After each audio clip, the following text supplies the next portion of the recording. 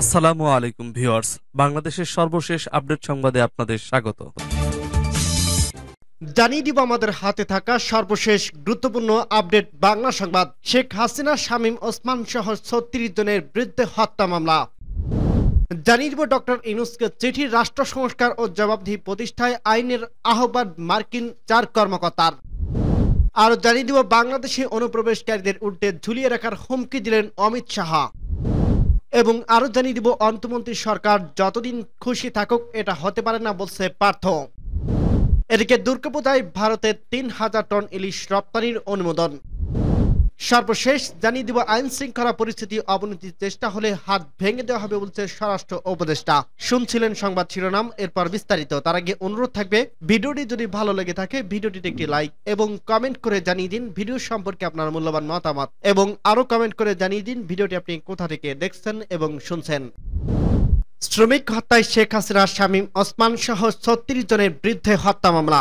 বৈষম্য বিরোধী ছাত্র আন্দোলন চলাকালে নারায়ণগঞ্জে বদিউজ্জামান নামে এক গার্মেন্টস শ্রমিক হত্যার অভিযোগে ৩৬ জনকে আসামি করে মামলা দায়ের করা হয়েছে। শনিবার ২১ সেপ্টেম্বর দুপুরে এর সত্যতা নিশ্চিত করছে নারায়ণগঞ্জ সদর মডেল থানার ভারপ্রাপ্ত কর্মকর্তা ওসি নজরুল ইসলাম। এর আগে গত শুক্রবার রাতে নিহতর স্ত্রী মোসাম্মদ আদুরি খাতুন বাদী হয়ে নারায়ণগঞ্জ সদর মডেল থানায় এই মামলা দায়ের করেন। মামলার আসামি তালিকায় রয়েছেন সাবেক প্রধানমন্ত্রী শেখ হাসিনা, সাবেক সেতুমন্ত্রী ওবায়দুল কাদের, সাবেক এমপি শামীম ওসমান, শামীম ওসমানের ভাতিজা আজমেরি ওসমান, শামীম ওসমানের ছেলে আয়ন ওসমান, শ্রমিক লীগের কেন্দ্রীয় সাংগঠনিক সম্পাদক কাউসার আহমেদ পলাশ, মহানগর আওয়ামী লীগের সাংগঠনিক সম্পাদক জাকিরুল আলম হেলাল, মহানগর যুবলীগের সভাপতি শাহাদাত হোসেন ভূঁইয়া সাজন, আলীটেক ইউনিয়নের পরিষদের চেয়ারম্যান জাকির হোসেন এবং গোগনগর ইউনিয়নের পরিষদের চেয়ারম্যান ফজর আলী সহ ৩৬ জন। মামলার অভিযোগে নিহতর স্ত্রী আদুরি খাতুন উল্লেখ করেন, গত ৫ আগস্ট বৈষম্য বিরোধী আন্দোলন চলাকালে আসামিরা নারায়ণগঞ্জ শহরের চাষাট রায় ছাত্র জনতার উপর ককটেল বিস্ফোরণ এবং ভীতি সৃষ্টি করে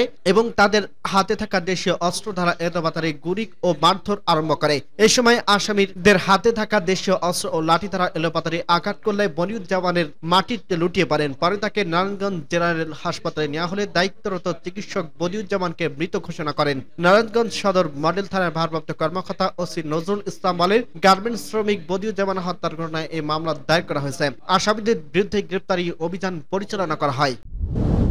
ডক্টর ইউনূসকে চিঠি, রাষ্ট্র সংস্কার ও জবাবদিহি প্রতিষ্ঠায় আহ্বান ৪ মার্কিন আইন প্রণেতার। বাংলাদেশকে সমর্থন এবং গণতন্ত্রের সফল উত্তরণে সহায়তার কথা জানিয়েছে যুক্তরাষ্ট্রের উচ্চকক্ষ সিনেটর ৪ সদস্য। অন্তর্বর্তী সরকারের প্রধান অধ্যাপক ডক্টর মোহাম্মদ ইউনূসকে লেখা এক চিঠিতে তিনি একথা জানান। সিনেটর পররাষ্ট্র সম্পর্ক বিষয়ক কমিটি ওয়েবসাইট শুক্রবার ২০ সেপ্টেম্বর এর চিঠি প্রকাশ করা হয়েছে। ডক্টর ইউনূসকে অভিনন্দন জানিয়ে চিঠি দেওয়া ৪ সিনেটর হলেন সিনেটর বৈদেশিক সম্পর্ক কমিটির সভাপতি Ben Cardin, senator Chris Murphy, Chris Van Hollen এবং জেফ ম্যাকলো। বাংলাদেশের রাজনৈতিক ও প্রাতিষ্ঠানিক পরিবর্তন চেয়ে ব্যাপক বিক্ষোভের প্রতিক্রিয়ার চিঠিতে গণতান্ত্রিক সংস্কার এবং জবাবদিহিতার জরুরি প্রয়োজনীয়তার উপর জোর দেওয়া হয়েছে।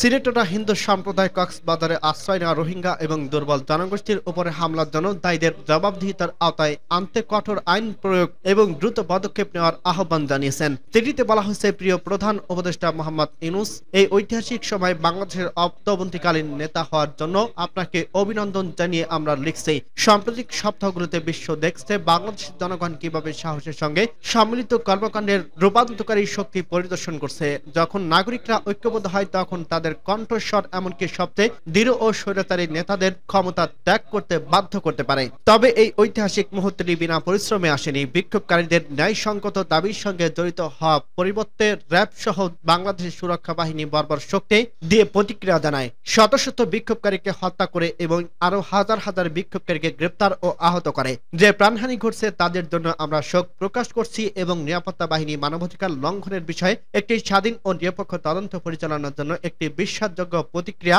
তৈরি করতে আপনারা অন্তর্বর্তীকালীন সরকারের প্রতি আহ্বান জানাচ্ছি। বিক্ষোভকারীদের অধিকারের প্রতি সম্মান প্রদর্শনের জন্য আমরা অঙ্গীকার এবং তাদের দাবির সমাধানের জন্য আপনার অন্তর্বর্তীকালীন সরকারের সরল বিশ্বাসের কাজ করার ইচ্ছা ইঙ্গিত হিসেবে একটি গুরুত্বপূর্ণ হবে। বাংলাদেশি অনুপ্রবেশকারীদের উল্টে ঝুলিয়ে রাখার হুমকি দিলেন অমিত শাহ। বাংলাদেশি অবৈধ অনুপ্রবেশকারীদের উল্টে ঝুলিয়ে রাখার হুমকি দিলেন ভারতের কেন্দ্রীয় স্বরাষ্ট্রমন্ত্রী অমিত শাহ। শুক্রবার দেশটির ঝাড়খণ্ড রাজ্যের বিজেপির আয়োজিত নির্বাচনী এক সমাবেশ এই হুমকি দেন তিনি। অমিত শাহ বলেন, ঝাড়খণ্ডে বিজেপি সরকার গঠন করতে পারলে প্রত্যেক বাংলাদেশি অনুপ্রবেশকারীদের খুঁজে বের করে উল্টে ঝুলিয়ে রাখা হবে। প্রদেশের সাহেবগঞ্জ জেলায় পরিবর্তন যাত্রা নামের এক পদযাত্রায় উদ্বোধনী অনুষ্ঠানে ভাষণ দিতে গিয়ে অমিত শাহ বলেন, রাজ্যের প্রত্যেকটি গ্রামে গ্রামে আগামী অক্টোবর পর্যন্ত পরিবর্তিত যাত্রা অনুষ্ঠিত হবে। এই পদযাত্রার মাধ্যমে পরিবর্তনের বার্তা দেওয়া হবে। দেশটির পূর্বাঞ্চলীয় এই রাজ্যে বিজেপিকে সরকার গঠনে সহায়তা করার জন্য জনতার প্রতি আহ্বান জানান অমিত শাহ। এ সময় তিনি বাংলাদেশি অবৈধ প্রবেশকারীদের বিরুদ্ধে কঠোর পদক্ষেপের নেওয়ার হুঁশিয়ারি দেন। ঝাড়খণ্ডের সাঁওতাল পরগনা জেলার উপজাতি জনগোষ্ঠীর লোকজনের সঙ্গে সংখ্যা কমে যাওয়া এবং বাংলাদেশি অনুপ্রবেশকারীদের ক্রমবর্ধমান সংখ্যা সম্পর্কে অতীত বিজেপির বিভিন্ন নেতার করা মন্তব্যের সঙ্গে সুর মিলিয়েছেন তিনি। অমিত শাহ বলছেন, এই জমি অধিবাসীদের, কিন্তু এখানে অনুপ্রবেশকারীদের সংখ্যা বাড়ছে। আদিবাসীদের সংখ্যা 44% থেকে কমে 28% হয়েছে। অনুপ্রবেশকারীরা জেএমএম, কংগ্রেস এবং আরজেডির ভোট ব্যাংক হওয়ার এখানকার সরকার জনকল্যাণ পরিবর্তনে অনুপ্রবেশকারীদের কল্যাণে নিযুক্ত হয়েছে।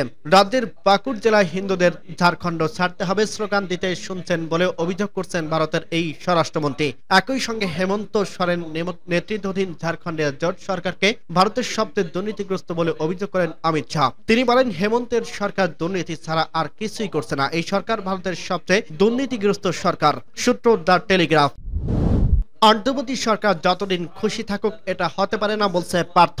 বর্তমান অন্তর্বর্তী সরকার যতদিন খুশি ততদিন থাকুক এটা কোনো কথা হতে পারে না বলে মন্তব্য করছেন বাংলাদেশ জাতীয় পার্টি বিজেপির চেয়ারম্যান ব্যারিস্টার আন্দালিব রহমান পার্থ। শনিবার 21 সেপ্টেম্বর রাজধানীর স্ক্যাটনের সেন্টার ফর গভর্নেন্স স্টাডিজ আয়োজিত দুঃসময়ের কণ্ঠস্বর স্বপ্ন বাস্তবায়ন শীর্ষক সংলাপে বক্তৃতা করেন তিনি। পার্থ বলেন, বর্তমান সরকারকে আমাদের সুযোগ দেওয়া দরকার, কিন্তু তার অর্থ এই নয় যে আমি বলবো তারা যতদিন খুশি ততদিন ক্ষমতায় থাকুক। এটা কোনো কথা হতে পারে না। পলিথিন সরাতে এই সরকার আসে নাই। পুলিশের পোশাক লগো চেঞ্জ হবে কিনা, স্টেডিয়ামের নাম পরিবর্তন হবে কিনা, সেগুলো এই সরকারের মুখ্য কাজ নয়। মুখ্য কাজ যেটা, সেটা রোডম্যাপ আমরা এখনো পাইনি।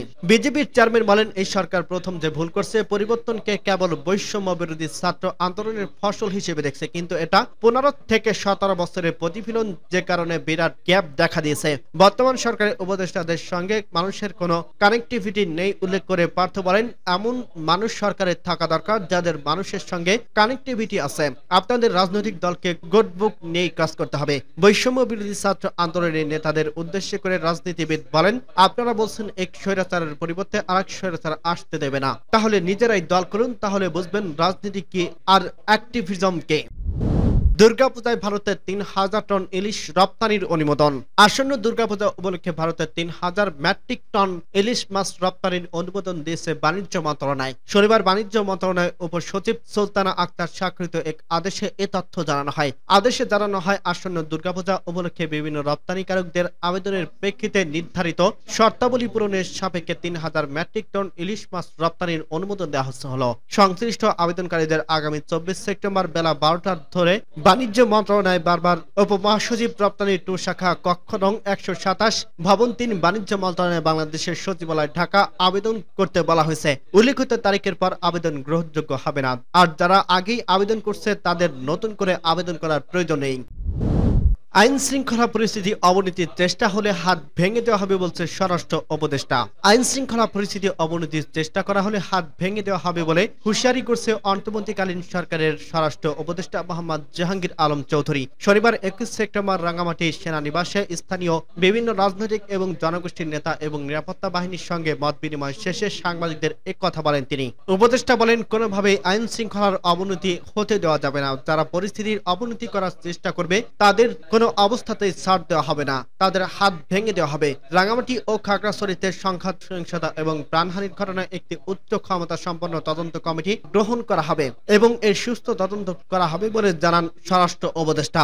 একই অনুষ্ঠানে স্থানীয় সরকার উপদেষ্টা হাসান আরিফ বলেন, আলোচনায় একটি বিষয় এসেছে, তা হচ্ছে পার্বত্য চট্টগ্রাম ঘটে যাওয়া ঘটনার জন্য একটি কমিশন গঠন করে তদন্ত কমিটি করা যেন প্রকৃত দোষীদের বিচারের আওতায় আনা যায়। তিনি আরো বলেন, কোনো ভেদাভেদ দেখা যায়। যায়নি। প্রত্যেকের কণ্ঠে একটি কথা ছিল যে তারা সবাই সম্প্রীতি চায়। ফলে আশা করি রাঙ্গামাটি সুন্দর ও সম্প্রীতি শহর হিসেবে বাংলাদেশে বিশ্বে উজ্জ্বল হয়ে থাকবে। এ সময় স্বরাষ্ট্র মন্ত্রণালয়ের উপদেষ্টা লেফটেন্যান্ট জেনারেল মোহাম্মদ জাহাঙ্গীর আলম চৌধুরী, পার্বত্য চট্টগ্রাম বিষয়ক মন্ত্রণালয়ের উপদেষ্টা সুপ্রদীপ চাকমা, পুলিশের আইজিপি মোহাম্মদ মইনুল ইসলাম, চট্টগ্রাম 24 পদাতিক ডিভিশনের GOC major general Mohammad Mainur Rahman, Rangamati region commander brigadier general Shawkat Osman, জেলা প্রশাসক Mohammad Mosharraf Hossain Khan, police super doctor S M Farhad Hossain সহ প্রশাসনের ঊর্ধ্বতন কর্মকর্তা এবং স্থানীয় নেতারা ছিলেন।